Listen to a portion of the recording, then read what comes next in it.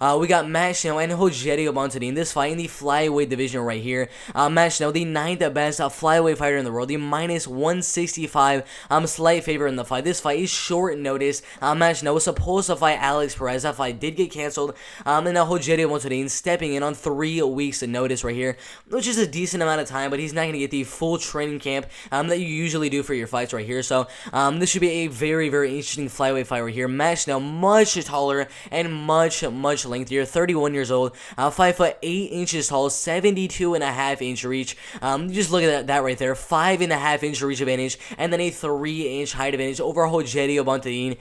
Absolutely insane. We already know what Rogério Bontorin is going to do. He's not going to want to keep the fight in the striking game because, in my opinion, Matt Schnell will have the advantage, having the height, and especially that reach right there. Absolutely insane. So, usually what Rogério Bontorin does is he goes out there, keeps it even in the striking game, then just goes in you with a 1-2, overhand right hand, gets your hands a little bit higher than they usually are, and then goes for a double leg, tries to get the body lock, and then trip you down for a takedown, anything like that, then ground upon you, and then try to get the submission. But that's the main thing I really see Rogério Bontorin trying to do in this fight right here. 16 wins at 3 losses. In his last fight with Kai Kara-France, he did a pretty good job at the beginning, getting him down, I believe, 2 or 3 times with takedowns right against the cage, and almost got the submission. The fight went back up on the feet, and then he did end up getting knocked out. But usually in his fights, he gets you down and he submits you. Look right there, 11 submission wins, 3 KO TKO wins, and 2 decision wins out of his losses. So really spread out, 1 knockout loss, 1 submission loss, and 1 decision loss right there. So obviously his main way of winning, just take Matt Schnell down over and over and over again and just wrestle and grapple for 3 straight rounds to either get a decision win or get another submission win. If you look at how he gets his submissions, it's mainly by rear naked or armbar submission. So that's the main way I see him. If he does get the submission, those would be the 2 main ways that I see him getting it. But it's going to be very, very hard to get a submission on a guy like Matt Schnell. I believe has never been submitted right here. Actually got submitted 1 time by Tim Elliott, but I don't blame him. That's Tim Elliott right there. That's the only time he's ever been submitted in his professional MMA career. Wow, never mind. He's got a guillotine choke submission loss. I don't know what I'm saying right now, but the thing you need to know is Matt Schnell's not only a striker, but also has some really, really good grappling skills. We saw in his last fight with Tyson Nam.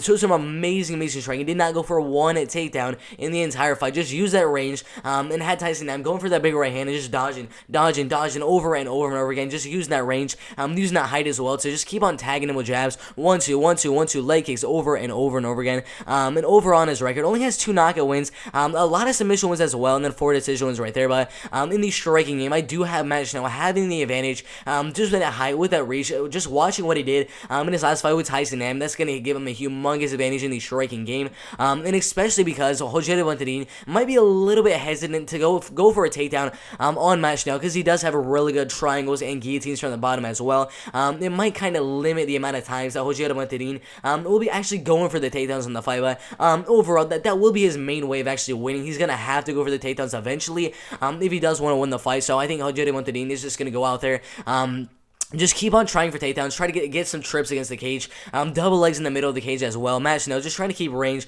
make it more of a striking fight. I think in the wrestling, and the strength will go to Rogério Bontorin, but these submission skills maybe go to Matt Schnell, and then the striking obviously go to Matt Schnell as well. So this is going to be a pretty close fight, I believe. It is another short notice fight for Rogério Bontorin coming in on only 3 weeks of notice. Matt Schnell has a little bit better cardio, looks a little fresher in the later rounds as well. I'm probably leaning towards Matt Schnell in this one. In my opinion, if I were to have a betting odds system just for me, picking what the betting odds would be for the fight, I'd probably have Matt Schnell around minus 155. Not much different than the odds they have right now at minus 165, but I think it's a little bit too much having above a minus 160, anything around that range. The betting odds right now, let's see if we can find it right here. Minus 160 plus 140. So the best odds you can get Matt Schnell at right now are at minus 154, which I believe in 100%. Minus 154 is some really, really good odds. So if you can get him around anything around minus 155, I think that would be a really, really good bet. And if you're betting on Rogério Bontorin, I'd probably wait till he gets above plus 150, plus 160. At one point he was at plus 160. So if he does eventually go back to that point, that would be a decent underdog pick. Anything above plus 160, but where they have him at now at plus 136. stakes, I'd probably just stay away from that one right there. Overall, I do have Matt Schnell winning. I think he most likely just going to keep arranging the striking, just keep on using his height, using his reach, just 1-2, 1-2, 1-2, outside leg kicks over and over and over again, just defend the takedowns with guillotines, with triangles, whatever the case may be. I think the fight will go all the way. We don't have any prop bets for this fight right here, but if there are any prop bets for either Matt Schnell or Rogério, whatever the case may be, either one of them winning the fight by decision, I'd probably hop on that because personally, I think the fight will go all the way, and one of these two guys eventually will win the fight by decision. But right now they don't have any prop bets. But once they do, comment in the comment section below what the betting odds are that the fight goes to decision, and I'll tell you if that's a good bet to make. But personally, I think if it's anything in the pluses for Matt Schnell winning the fight by decision, I'd probably hop on that right there. But yeah, my prediction for that fight is definitely going to be Matt Schnell winning by decision. And if you want to pause your screen right now and just look over this right here, you can if you want to. This is just all the research that I did. I didn't really go over the doc in the video right here, but if you want to pause it, you can look over this stuff right here.